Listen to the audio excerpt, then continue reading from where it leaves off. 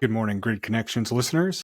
Today we are thrilled to have our returning guests, John McElroy from Autoline Network, Loren McDonald, the founder of EVAdoption, and Matt Teske of Chargeway, joining us for a mid-year check-in. Earlier this year, John, Loren, Matt, and I shared our predictions for the electric vehicle industry in 2024. Now it's time to see if those predictions are shaping up for the better or some of us were off the mark. And I'll give you a hint, I was off the mark. We'll delve into everything from consumer perceptions of EVs to the automakers who are leading the charge in areas where improvement is still needed. Don't miss this insightful discussion with some of the industry's top experts. And if you enjoy this episode, please share it with at least one other listener who you think would appreciate it as well. Don't forget to leave us a positive review on our podcast page too. It really does help us engage with more enthusiasts and bring you the content that you enjoy. With that, enjoy. It's probably still one of our most popular episodes was back in January where we looked at kind of a take at the market and what we'd seen in 2023 and then gave a forward-looking statement or so we thought of 2024. And how our predictions have come true, maybe some changes we'd make on it, and maybe what we're forecasting for the rest of the year. In case anyone hasn't seen that episode yet, you definitely need to watch it. But I think I'm just going to let everyone go and do a real quick kind of brief about themselves if people listening aren't familiar. So, John, I'm looking at you on the camera, so why don't you kick it off first? Sure thing. John McElroy, been covering the automotive industry as a journalist my entire career.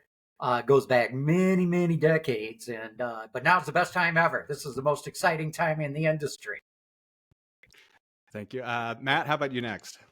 Matt Teske, and I'm the founder and CEO of Chargeway. Been in the auto sector for about 25 years and founded Chargeway officially about 7 years ago to simplify EV charging for everyone. And so, boy, is that conversation becoming more relevant.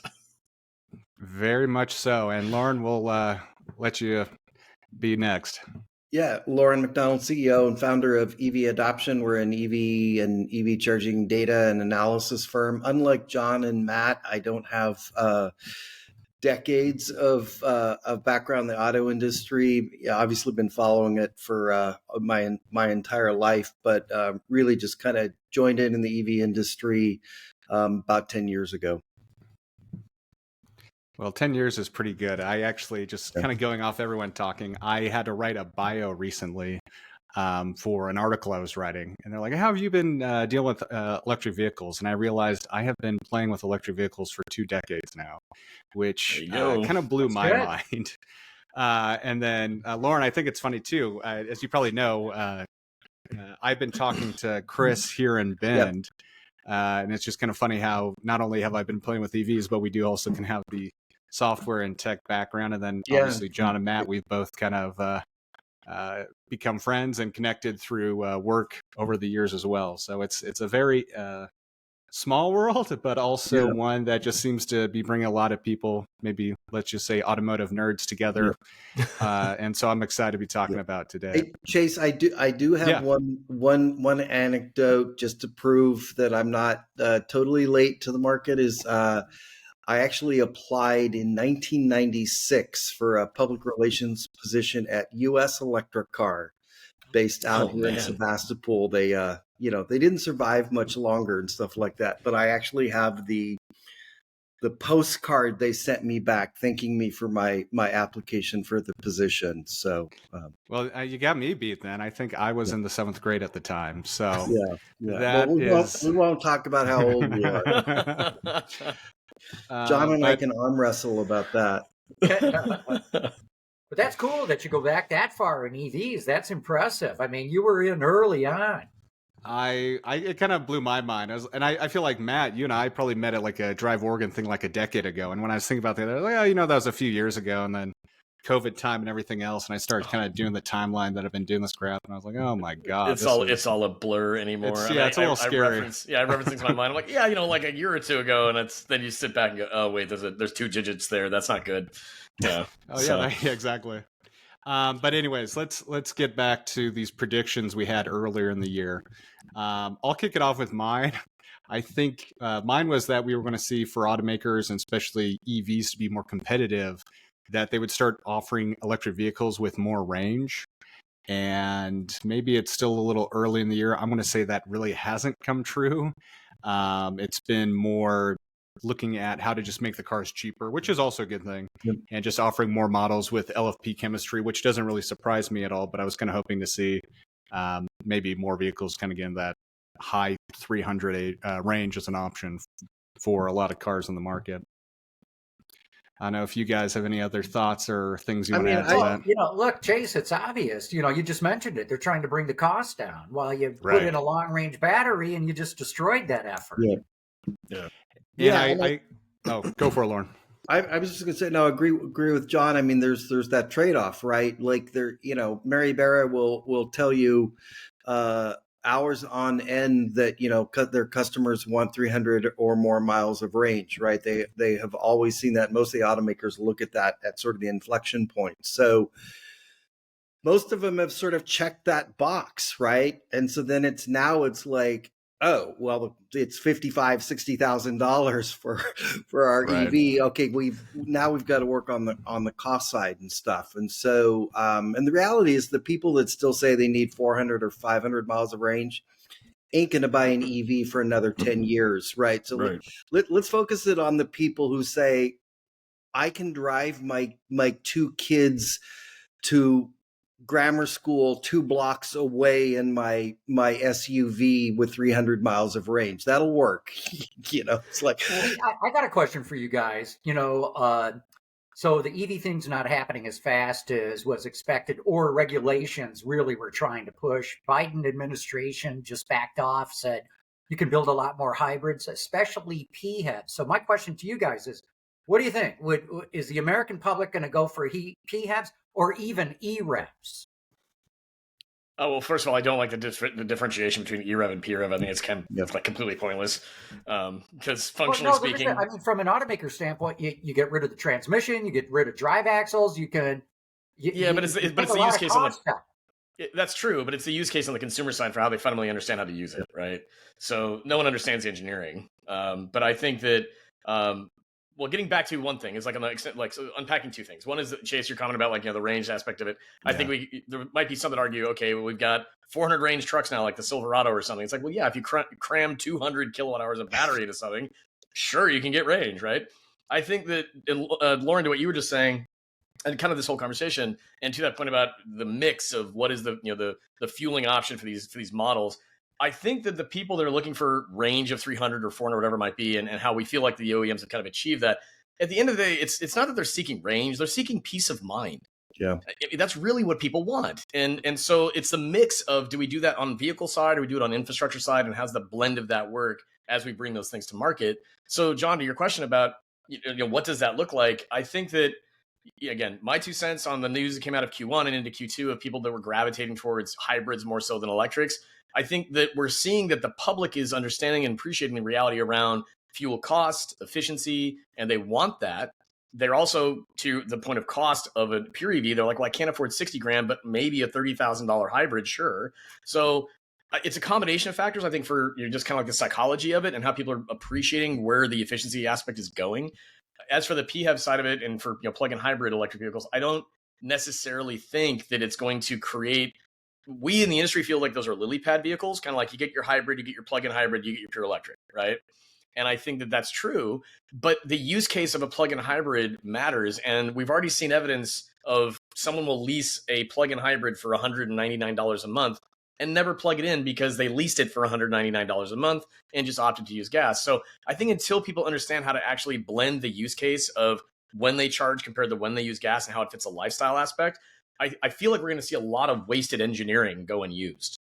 So, I would just add that I'm still, and I think I sort of went off on Ford and GM and stuff last time, but of why they just thought they could go from ICE to BEV with nothing in sort of between, just sort of like, us crazy granola eating people out in California will do that, but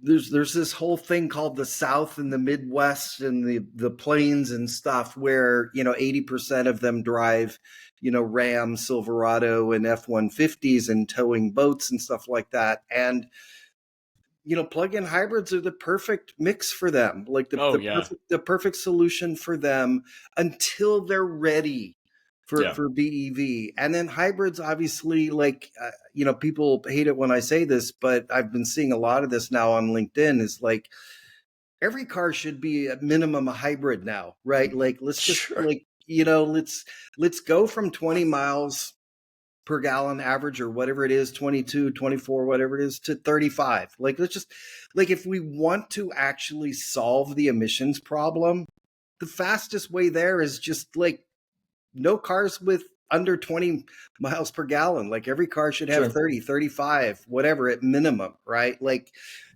it doesn't, and Matt could talk about this for hours. It requires zero human behavioral change, right? And we're at 1% of the 285 cars in the U.S. on the road are fully electric, right? We got to start somewhere, Loren. We're not going to transition this by the next 5 years to get everybody BEV. We've got to do the to use Matt's term, the lily pad approach. I love that term, by the way. Yeah. I mean, instead of just going, damn, that guy in North Dakota is not going to buy a BEV till 2035. Let's get him out of his truck that's only getting 14 miles per gallon and get him one that's got 25, right? We've almost cut 50% of emissions, right, by doing that, right?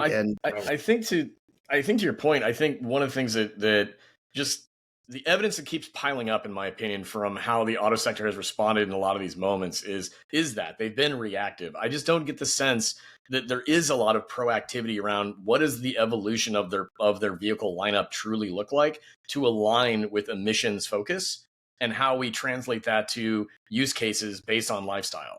I just feel like it's just been this reactionary, like, oh, wow, Tesla's a $1 trillion company now, X amount of years ago. We got to do something to change people's perception of who we are as an entity to then pump up our image or stock price or whatever it might look like.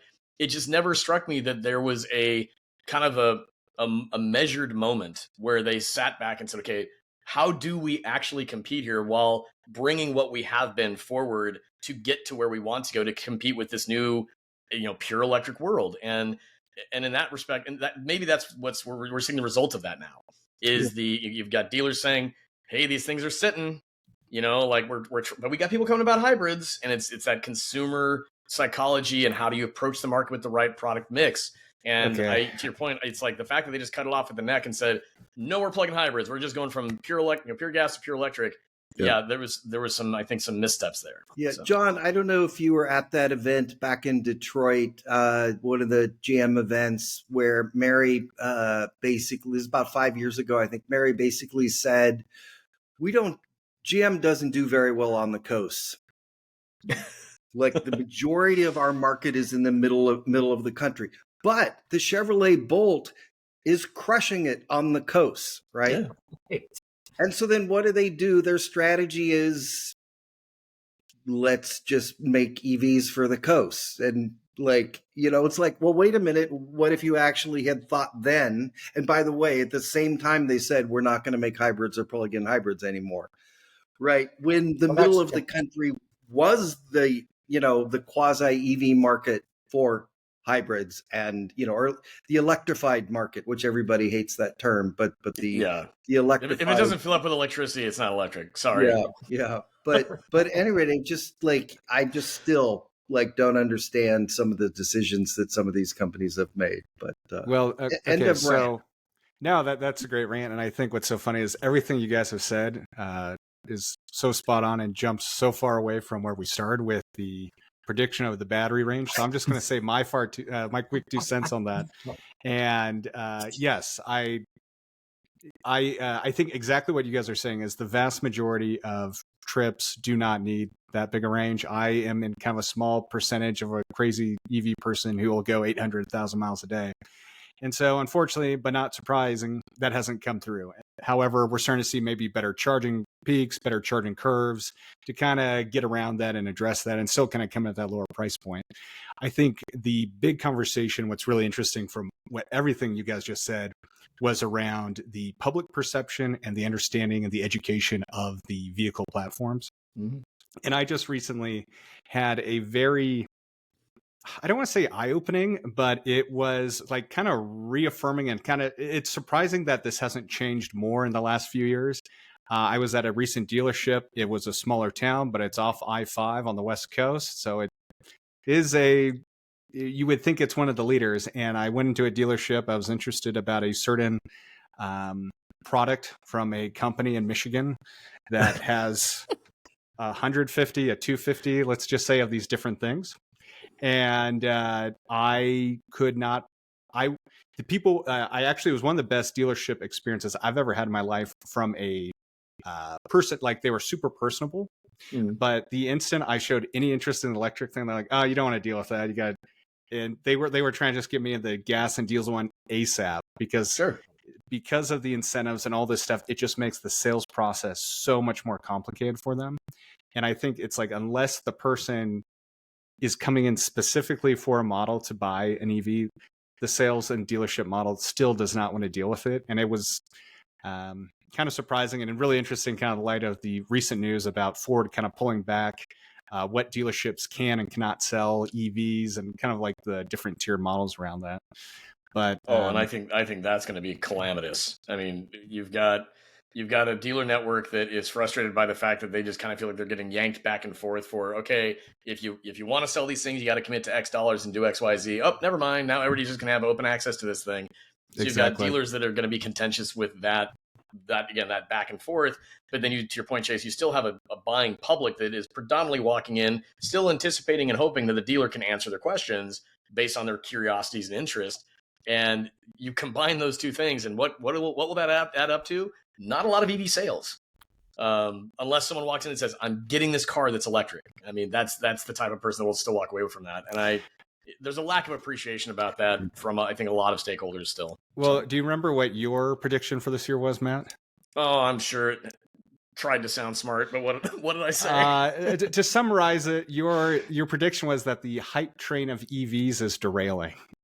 Oh, and boy. that it still kind of goes back to what you have said for years around just, once again, the disconnect in product and positioning of what the consumer wants and needs for that realm.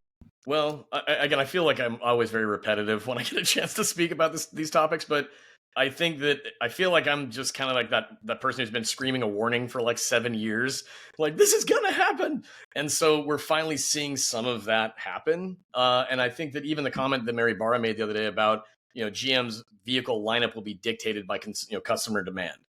And the moment that was uttered, I thought, there you go. Like, that's an about face from what was their tagline? Everybody electric. I got the Fleetwood Mac song that played in my head for like, I don't know how many days on end because of how many times I saw that ad. And it's just so just disappointing, because it is obvious that and I think, Loren, your comment was like, yeah, I mean, I will say exactly what I think you said, which was like, marry whichever way the wind is blowing today, Barra. Yeah. And on the comment that I made on LinkedIn about it, and I just said, yeah, that translation, what is she saying? If people aren't walking in demanding cars around electricity, they're not going to be pushing EVs that hard. That's just the truth of it. And so to your point, Chase, if that was my prediction about the hype train is coming off the rails, I mean, yeah, I think that, and I think the thing that I was trying to convey with that is that, again, the whole cliche of you don't get a second chance to make a first impression. And we have, I think, kind of exhausted the goodwill of the public on the hype around the promise of EVs. Not like anybody did it explicitly, but the industry just kept really just going about like, this is it. And everybody that just kind of glommed onto the hype, industry included, that started making decisions around product lineup that, oops, they weren't comprehensive about it. They're now doing this backtracking, and it causes the public to just take pause and say, well, then what do we believe? And you can't go away from that. That's a stink that you have to figure out how to clean off of you. And you don't do that just by repeating the same stuff again. So I think that that's what I was getting at with that prediction. So I don't like the idea that I might have been somewhat right, but we have to clean it up as an industry. We've got to be more thoughtful around this. No, for sure. I think a big part of essentially it kind of boils down to what you're saying is these companies having a cohesive long-term strategy and plan for all of their vehicles, whether it be electric or not, or as they say, electrified for the others as well. And I think it is interesting because a lot of the pro EV people, just in general lately, have been saying, oh, there's so many headlines about electric vehicle sales not being that great. Well, are technically still growing. And it's not that we're talking about that. It's just that they're not growing as fast as they should be. And with these kinds of missteps and not having a full cohesive plan, it does kind of open up the door to longer term issues to really see that space take off. Yeah, it's like put your hockey sticks away. Like we have to be more thoughtful around that. Well, I'm just curious, Chase. Yeah. You used an interesting word. They're not the EV sales are not growing as fast as they should be, right? Like define the word "should." Right? Like, is it Matt's comment about the hockey stick? Is it to save the planet from global warming, or is it what? That's actually something I wanted to ask you guys a little. The U.S. market would likely allow. No, exactly. So to go on a little bit of a, I guess to derail the conversation a bit, but no rails. I don't know. Now I'm just saying train analogies all the rest of this conversation, unfortunately. But what you're talking about is really spot on about how this kind of perception and positioning in the market of electric vehicles has changed. Like you think back to the Nissan Leaf. I don't think it was a great campaign, but like when they first launched, they showed like polar bears. And I know you've even talked about this a bit, John, on Autoline about like, oh, the environment stuff, which I think people like it as a perk, but it's not really a selling feature. No. And now, like you look at Rivian just refreshed a lot of their vehicles. What did they sell? They sold nothing about its environmental credibility. If anything, maybe it's not because it is such a big truck, but they sold the hell out of performance and the positioning of that and the positioning of lifestyle. And I think that's kind of been where a lot of the startups or kind of traditional startups have succeeded was say, yes, it can do that, but position the advantages of kind of an electric platform first. And then some of these more traditional, like legacy auto OEMs, going back to exactly what you're talking about, like, oh, stock values for those companies is skyrocketing. Let's get on that. Yeah. And then kind of just, I wouldn't say throw something against a wall and see what sticks, but there just didn't seem to be a very pragmatic or multifaceted solution to kind of moving the battleship of these companies. Well, there's a lot to unpack with that. I think the comment I made recently about how the U.S. EV auto market has started to kind of feel it's akin to a moment in a high school classroom where the smart kid was gonna pass the test and everyone else copied off the smart kid to pass the test, and then when it came time to apply your knowledge about actually using that knowledge in the real world, well, the people that copied didn't get that far. Whereas the smart kid kept going. I mean, this is, again, the analogy, Tesla, everyone else kind of thing. We could also argue how that feels around where Tesla's at too, and how they're derailing in some ways, I think, in the EV conversation. But I think that there's so much to point to that, like, to your point about pragmatism. And like, it just, that there was not, to me, there was not a sense of kind of a humility around like, we don't do this yet. We really have to figure out how to do it. But then how many times are decisions made in American business and in capitalism that are purely based around, we're a business. Like, how do we maintain relevance from a financial perspective to show that we're competitive? And how often is that thought of in short-term cycles? The answer is quite often, really. Okay. It's the bang for the buck type thing. For sure. But John, I want to hear your perspective because you are in the heart of Michigan. It's just a bunch of us West Coast elites just kind of blathering and saying perspective. What's the truth? You're in the heart of the issue of what's going on. Yeah. Last year, Americans bought 1.1 million electric vehicles. When you tell the anti-EV people that, they're stunned, because they're running around saying nobody wants them. And then I tell them, 1.1 million Americans bought them last year. That's, not chopped liver. And this year, the prognosticators that I'm talking to, the forecasters, see EV sales coming in around 1.6 million. That's pretty healthy growth. In fact, that's are we on track for that? Are we on track for that through half the year? No, we're not. Yeah. In fact, they expect a very strong second half. Look, GM's coming out with 4 or 5 models. Honda's and Acura just getting into the market. Rivian just refreshed. There's going to be a backloaded second half to the year. Yeah. Stellantis is coming in with a bunch of stuff. So that's how they think we're probably going to end up at 10% market share. They think the SAR is going to be 1.6 million. So that's how you get to your 1.6 million EVs.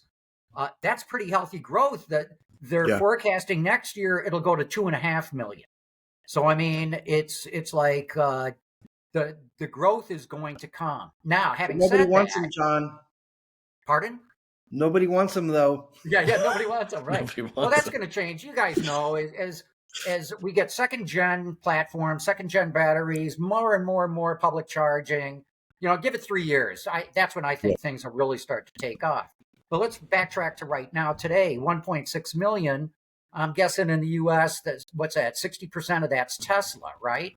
So that means everybody else is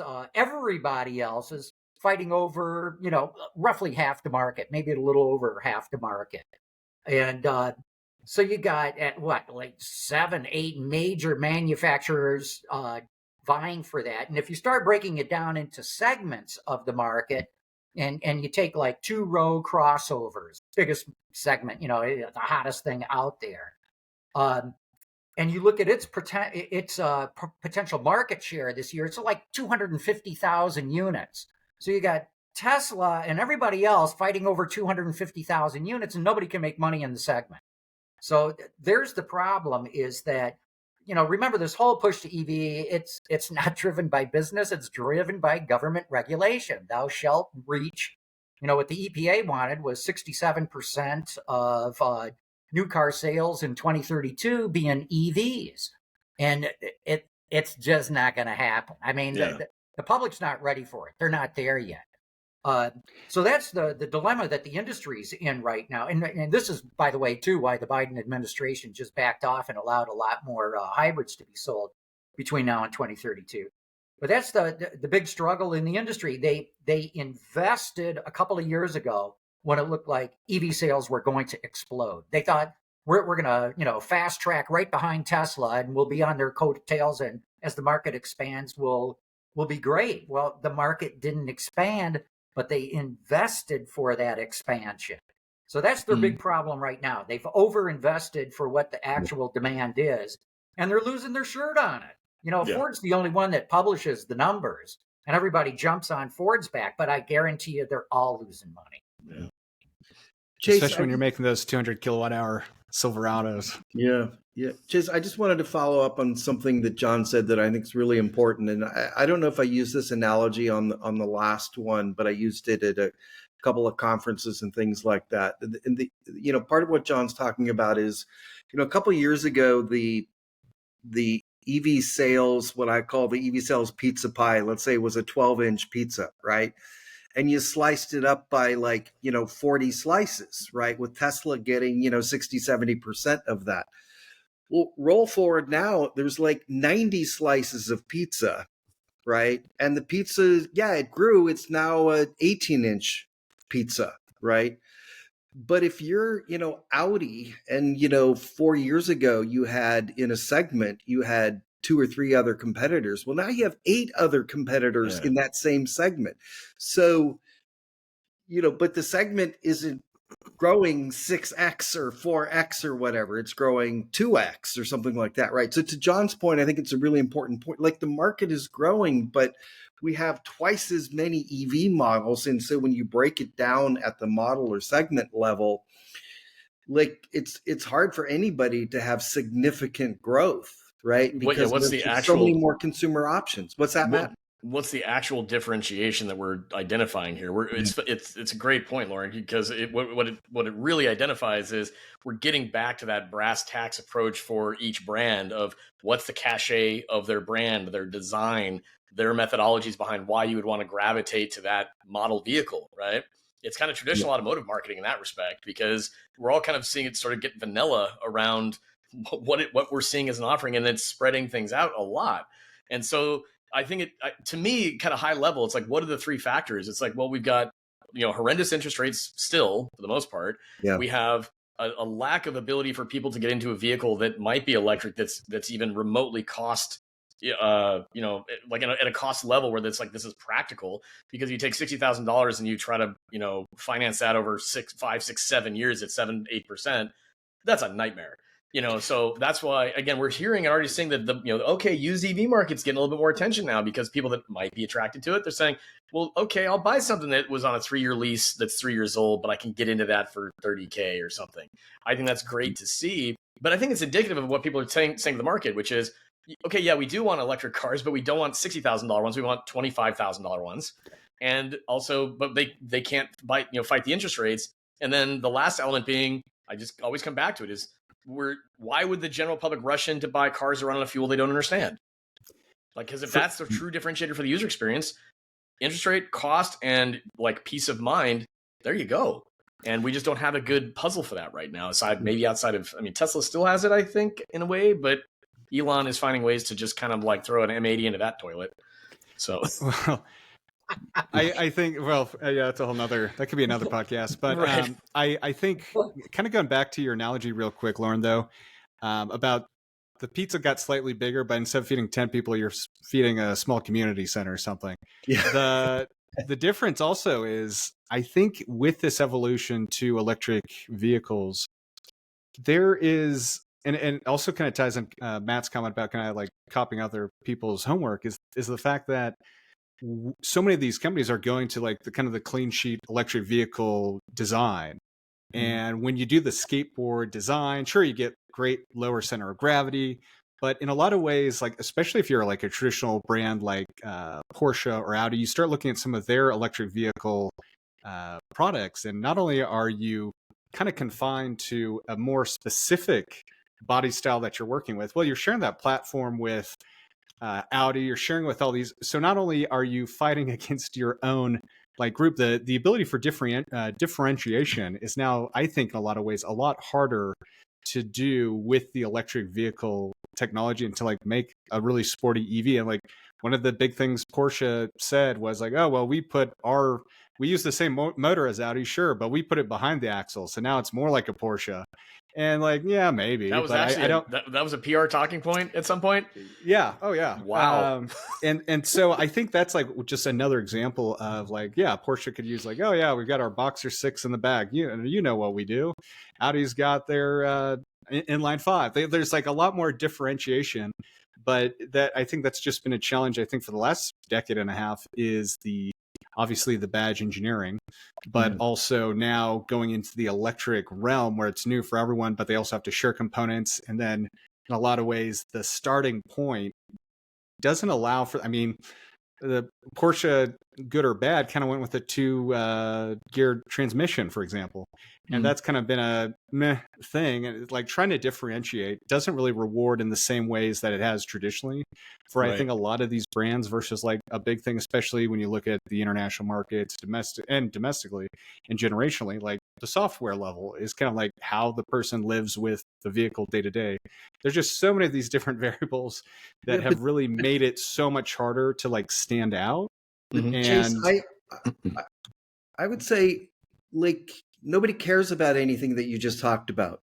Like no average consumer. Car geeks care about that stuff. But you know what people care about? What do they care about, Loren? The Kia EV9. It's a 3-row SUV. 3 rows. That looks different, awesome, and nobody cares that it's electric. I'll say it looks different. Jason's like, I don't know about the aesthetic. Well, to Lauren's point is, but I get what you're saying. Yeah, what are they shopping for? Where's the electric Tahoe? You know, like right? Like, well, this is exactly what I'm talking about, though. Kia doesn't really have to have this infighting. Like, sure, they've got the high end and a little bit of the Genesis thing, but they've gone all in on EVs, and they've actually figured a pretty good strategy of how to differentiate. Whereas like Audi shares stuff with, and then like even looking at GM, they've even struggled between like, how do you differentiate the Silverado and the Denali? There's just, I think that example you're talking about from what is important to the end user from a product standpoint is spot on. The actual backside of it doesn't really matter to the end consumer, but the actual manufacturers have struggled to even get to the point to clearly build a product in having their own freedom to build that product to get to the consumer that really has that appeal, like the EV9 or a few others do. And I know I don't like the looks of it, but it's like spot on the market for what the market wants. Yeah, I mean, out here where I am in the San Francisco Bay Area suburbs, I mean, I am seeing like the Rivian R1S everywhere now, and the Kia, it's like Well, hello, that's what, soccer moms drive in the suburbs, three-row SUVs. And so guess what they're buying? My point is nobody cares about two-speed transmissions or like any of that stuff. Like I have my best buddy has done very well in his career, 3 IPOs, et cetera. He could buy any car he wanted. A couple months ago, he goes, "Wow, that Kia EV9!" Like, this is a guy that, drives, Land Rovers and Porsches and stuff like that. And he was like totally stoked by it because he always has a big SUV. Like never in my life would I've expected him to utter the 3 letters of KIA. Right. And if you, but I think once again, I think we're in agreement. We're just talking about from two different perspectives. And what Kia, like I said, I don't like the looks of the Kia. But it's like outside of what Tesla did with the Cybertruck, Kia and Hyundai have been the only brands like making really kind of radical looking cars that not only stand out to the consumer, but they stand out and then also deliver like in the market what people want, like going straight to the EV9 and having a big SUV. What I hear you saying, Chase, is that the way that auto brands have differentiated themselves over the years and effectively through the engineering set the stage for who they were as a brand. We have through electrification, and there's a great deal of complexity that goes on with mechanical engineering. I mean, right. think about the different pathways you can take, how you design an engine, right? It could be naturally aspirated, it could be supercharged, it could be turboed, it could be what is the displacement of it? Is it rotary? There's this very interesting and very complex catalog of how automakers have taken mechanical engineering and differentiated themselves and leveraged oil and gas to make that possible. And then they've applied that to their branding. And then to your point about design language and what does a brand represent at the aesthetic side of it, it's been a very complex blend of product development for a very long time that has created in my opinion, an emotional product that people buy into, and it becomes a part of their identity. And through electrification, we have removed, as we talk about so often, a great deal of that complexity. And wow, the maintenance is reduced by so much. But then these engineers and these auto brands are saying, yeah, that's true. That's great. So what are we now? Because now we're all sourcing prismatic cells or cylindrical cells from Panasonic or whoever it might be. Okay, fine. We have an electric motor. What's the differentiation of that? Well, it's a rotor and a stator. And ours is behind the axle. You're 100% on. Like it's one thing for Chevy to say, yeah, we got a big block V8. Well, yeah. How do you sell prismatic cells with a permanent magnet motor? You don't. I mean, to Loren's point, it's like people but the gearheads are like, I mean, V8 sounds fun to some people. It's got a Hemi. I mean, like however you want to go about it. It's been fun for years. But to Loren's point, it's like, it kind of just goes in one ear and out the other for some people because then they buy it. It has for a lot of years. Yeah, exactly. Yeah, but it's still been a marketing talking point. Total gearheads like myself, we care about that stuff. But the vast majority of Americans really don't even know what displacement engine they have. They have no clue what transmission they have. Some people don't even know if they have front drive or rear drive. So that's the reality. So so many people think Teslas are hybrids. So it's like, or that a Prius is electric. Right. So styling, hugely important. Yeah. And increasingly now, the whole user interface, how easy it, can you bring your digital world seamlessly into your car with you? How does it work with you? And how complicated or how simple is it? That's far more meaningful to people today. So the days of, big block V8s thundering down Woodward Avenue, that doesn't resonate with the public anymore. And in reality, it never did for the mass market in terms of what they were buying. So there's huge opportunity with electric cars. And, Tesla is the prime example of that. It came blowing into the market, flattened, a good chunk of the luxury market in a totally new and different way. And it's up to the legacies now to figure out how to do the same thing. Well, and to John, at that point, kind of what I speak to, what they have to figure out is they're reimagining the core competency and the heritage of what their brands have been. Exactly. Not being mechanical engineering, not being around the big loud. That's the thing too. Is even the sensory experience of the brand that they've built for a century. We are taking away the sound.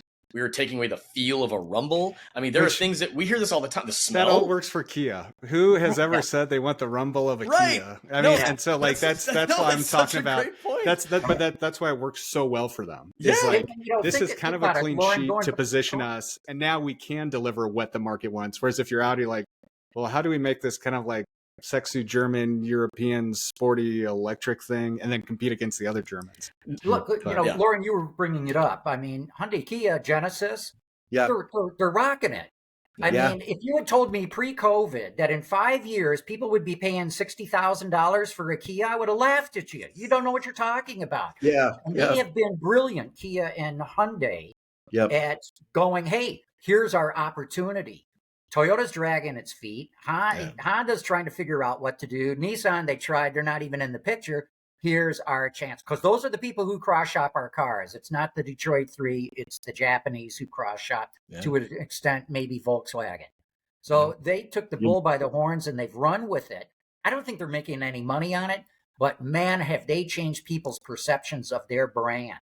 And now they're perceived as one of the leaders in electrification, at least amongst the legacies. No, John, I think you just captured the brand perception that they captured of being of an innovative brand and being a part of the future of transportation.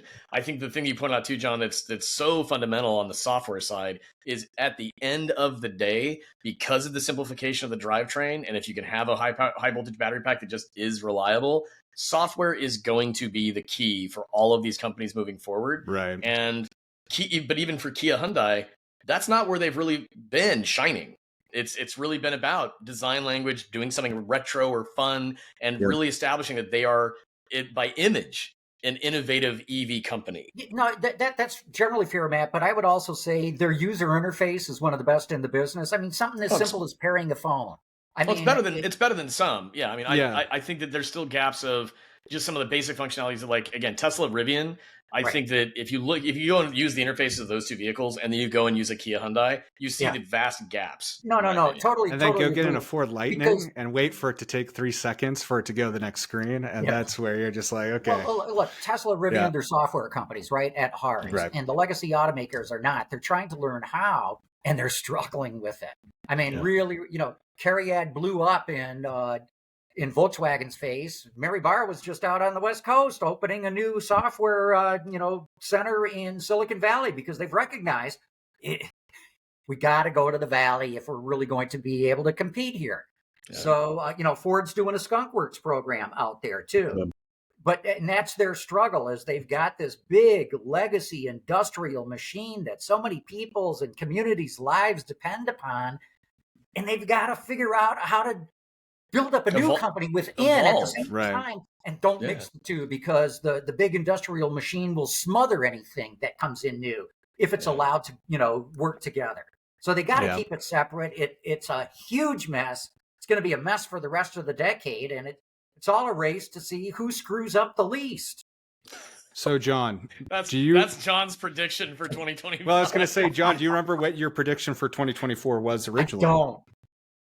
I mean, we kind of went down a rabbit hole, but we had been talking about sales of EVs, really. And your prediction was you didn't think that the $7,500 point of sale would really make a big difference or move the needle in selling EVs. And to be honest, we've brought up incentives a little bit, but we haven't really talked about that as like what is impacting or making a difference one way or the other.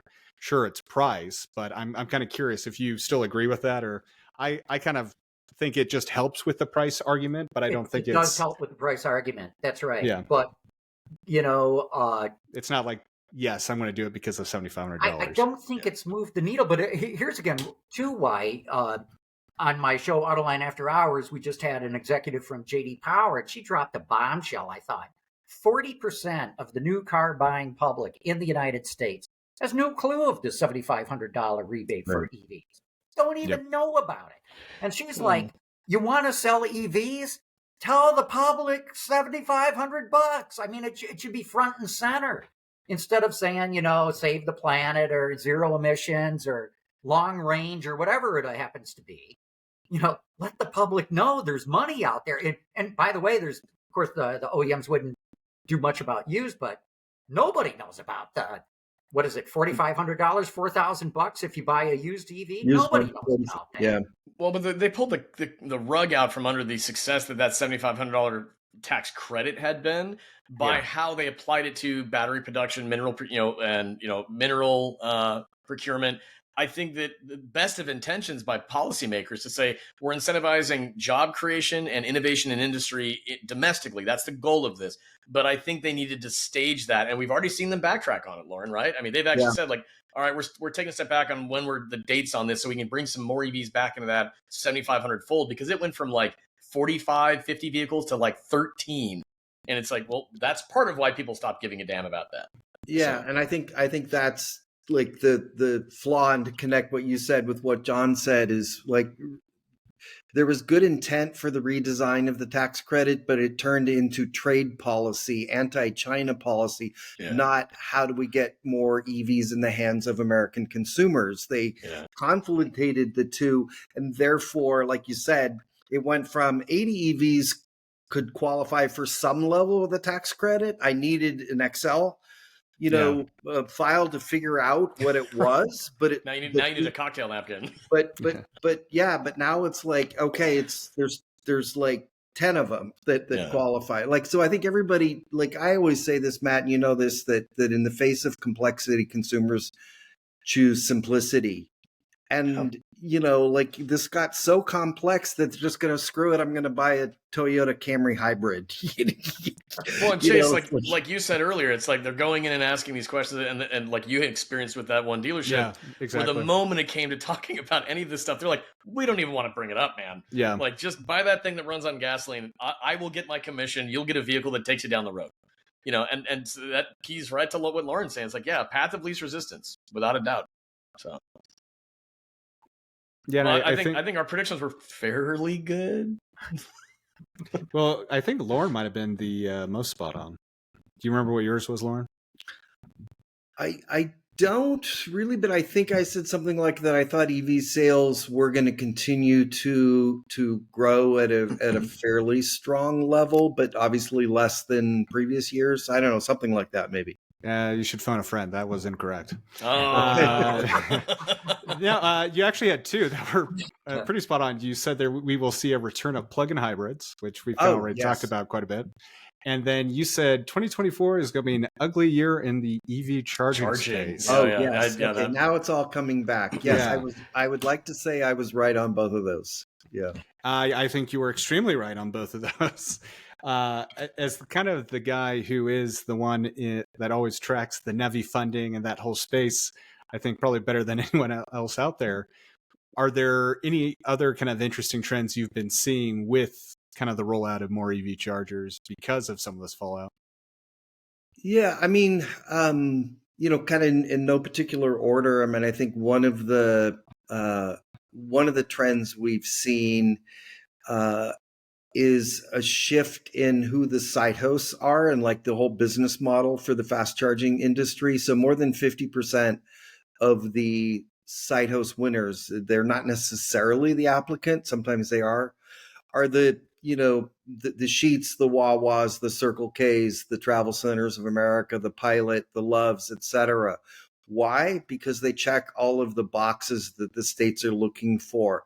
Safe, well lit, amenities, bathroom, Wi-Fi, food, etc. Right. And so at one level, like the fast charging industry, sort of started out as what I call the grant and incentives business. There is no business model there. It's let's go out and get money from the state, from the Air Resources Board, from the utilities. We'll build these things with this other money and then cross our fingers in 4 or 5 years that enough people are driving EVs that will break even. Right. Oops.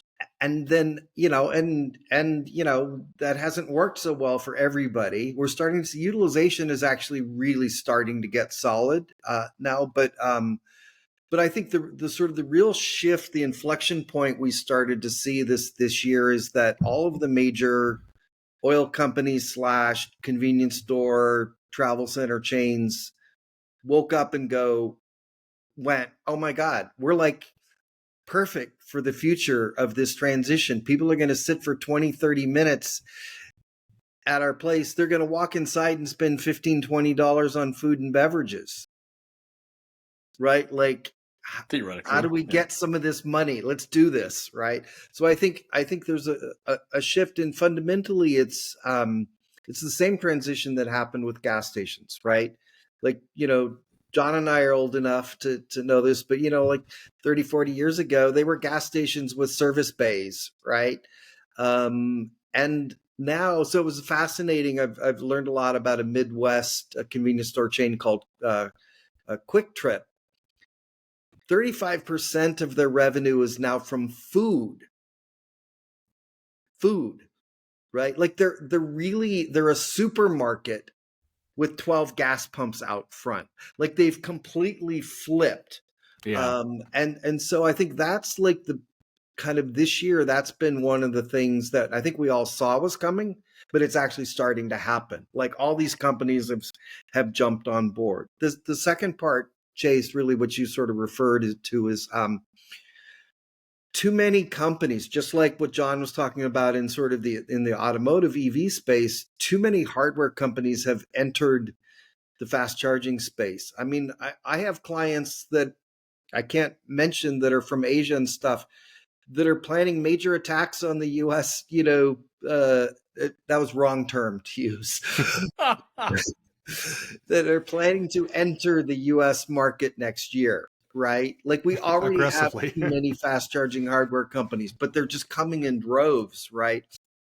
And so there's certain companies, I won't mention their name, but like they were just too expensive, right? And so it's gotten much more difficult and much more competitive in the fast charging hardware space in particular, right? And so and so we're seeing some fallout from that, it's going to continue to be ugly. But then we also have like just dozens and dozens of new entrants into the charging network space. Oh yeah, right.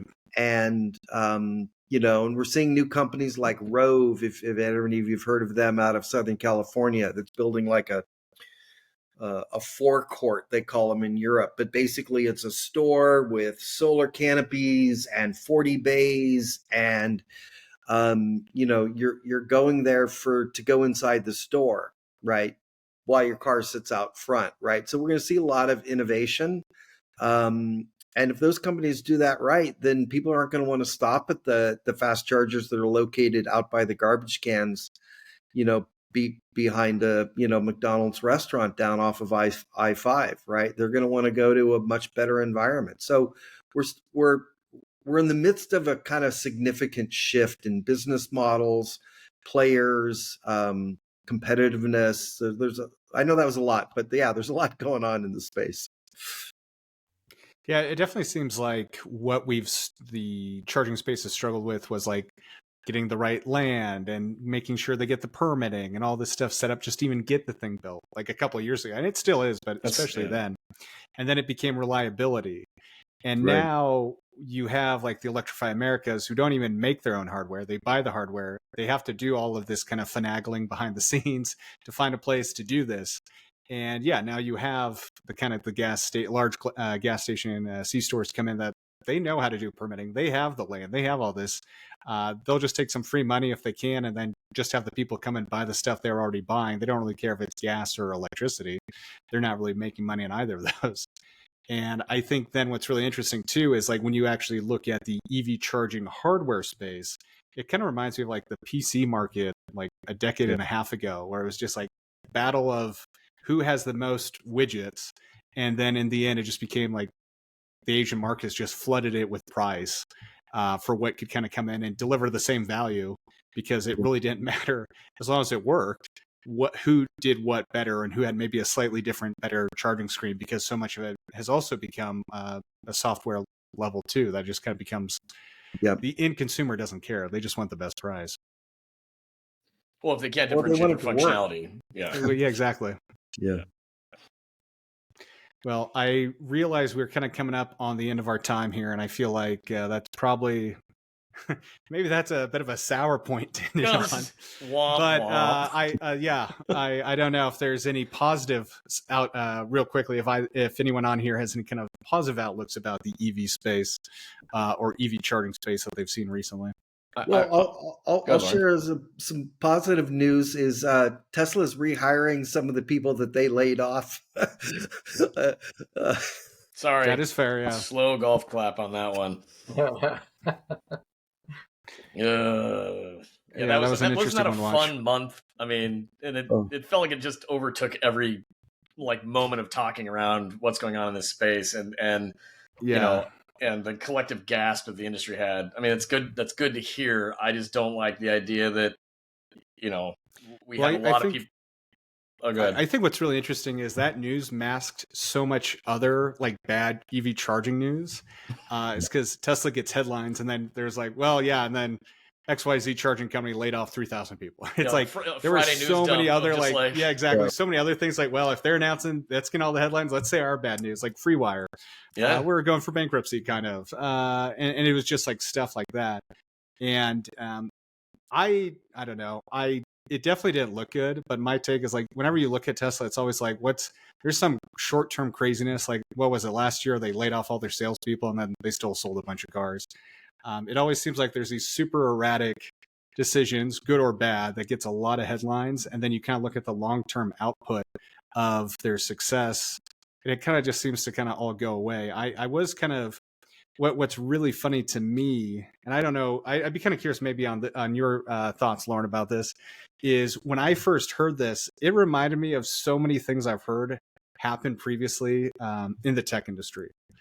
I have heard so many times when someone gets annoyed by a team and they just let the whole team go. Steve Jobs was famous for letting the original version of iCloud team just go because he didn't like the product. And I think it just got so. Well, that was a crap launch. Let's be well. And I'm not even talking about iCloud. I'm talking about the me.com thing way back in the day. That was the second iteration of it. Yeah. And so to me, it is just really interesting that I feel it. I guess I was trying to be positive, and now it's just being negative. But it is kind of weird how there isn't a good all this really short term, small kind of things. And it's not great that he fired all those people and then hired half of them back in the next week anyway. But it's it just kind of feeds in, unfortunately, to so much of the media narrative and kind of a lot of the headlines that people are seeing versus the actual facts, and kind of looking at it from a longer term thing. And I don't know, John, you're smiling, so I guess maybe nothing's new. It's me venting. Is there some happy news out there? Is there something positive about them? So here's one thing that I noticed that I thought was important. U.S. EV sales not growing that fast this year. We talked about maybe second half being different. But that's mainly because, and this is based on registrations, because Tesla does not report sales in the United States, but based on that, largely the slowdown's been with Tesla. And if you take it out of the equation and look at the other legacies, EV sales grew 75%. So I think that's extremely positive. And if Tesla gets its act together, things will be pretty good.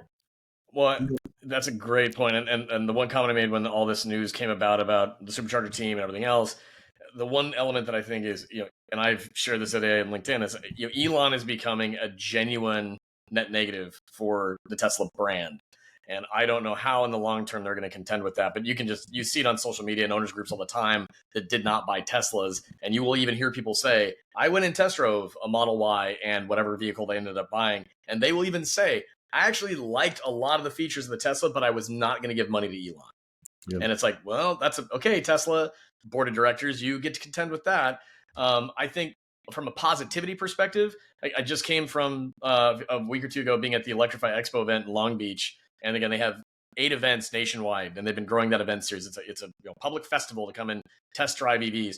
It's the biggest event they've ever had, and that's the 4th year they've now had it in Southern California, and it keeps growing. So I think to John's point, there's positive things happening outside the realm of Tesla. And I think that, and there's evidence all around us. I think the reason why we oftentimes keep coming back to this is kind of John and I were talking about this a little bit before we started talking. It's just this kind of ebb and flow of just kind of yay, this positive, negative. And we can't change it overnight, but we don't oftentimes, whatever the media topic is, we don't have a measured response to those moments and to the talking points and to the discussions. It's oftentimes what's going to get the clicks and how can we, and Jon Stewart said years ago at one of the events he held, what was it, the Rally to Restore Sanity, he said, if we amplify everything, we hear nothing.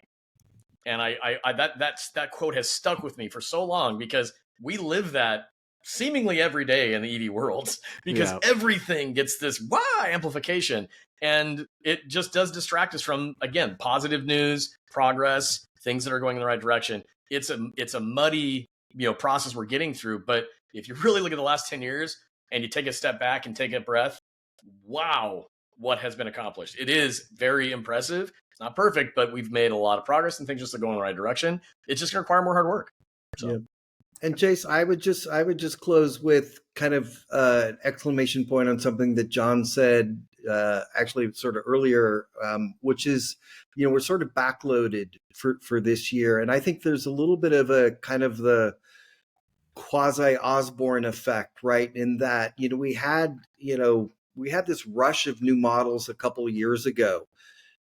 And then, we haven't had a lot of new exciting models, kind of for mainstream consumers come to market. But now this year, like we've got the EV9, we've got the Volvo EX30, the 90, we've got the Chevrolet Blazer, Equinox. Like we actually have a whole bunch of new products to get the market excited again. I think you mentioned the Cybertruck, Loren. I don't know. Oh, God.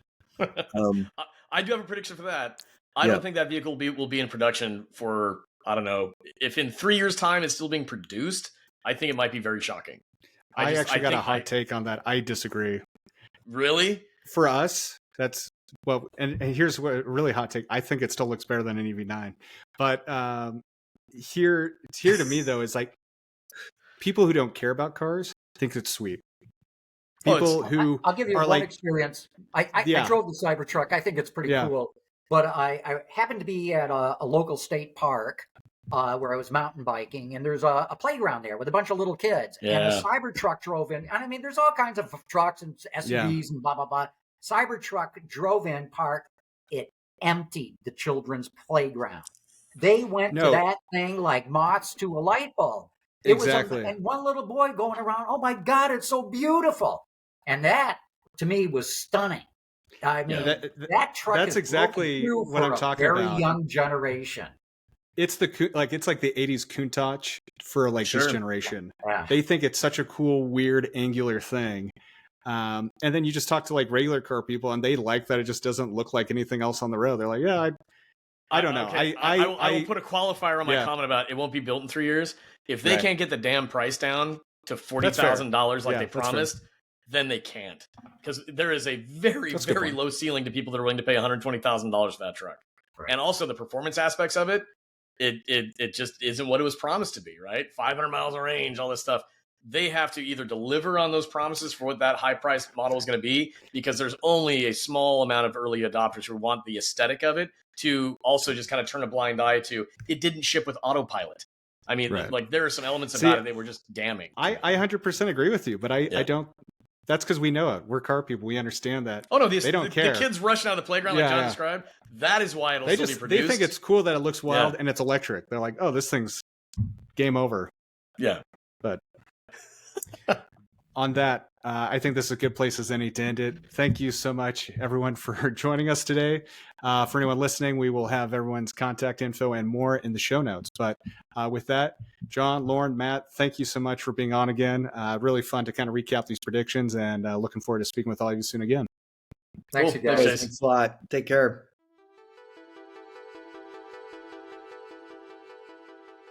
Thank you for joining us for this insightful mid-year check-in on the Grid Connections podcast. Special thanks to our returning guests, John McElroy from Autoline Network, Loren McDonald of EVAdoption, and Matt Teske of ChargeWay. Really appreciate all of them swinging by to share their expert perspectives on the always evolving EV landscape. We hope you found today's discussion as enlightening as we did. If you enjoyed this episode, please share it with at least one other person who would benefit from this information as well. And don't forget to leave us a positive review on our podcast page. It really does help us reach more listeners like you and continue bringing you the latest in EV news and insights. Until next week, this is the Grid Connections Podcast signing off.